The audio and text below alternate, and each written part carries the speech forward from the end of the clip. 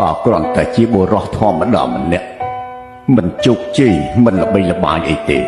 ហើយក៏មិនអាចរកប្រាក់ច្រើនដូចអ្នកដទៃដែរសូមទោសបើប៉ាមិនបានធ្វើល្អចំពោះកូនប៉ាពិតជាស្រឡាញ់កូនខ្លាំងណាស់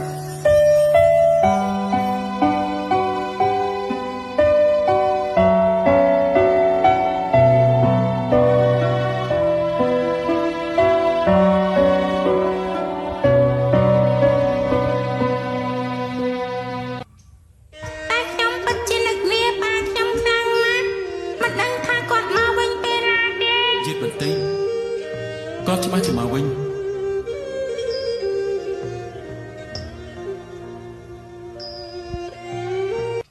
ចង់ជួបមុខចង់ឃើញពុកនៅចិត្តកូនពាក្យពេចន៍បំពេលលួងលោមធ្វើឲ្យកូនរឹតនៅស្រណោះមានថ្ងៃនេះ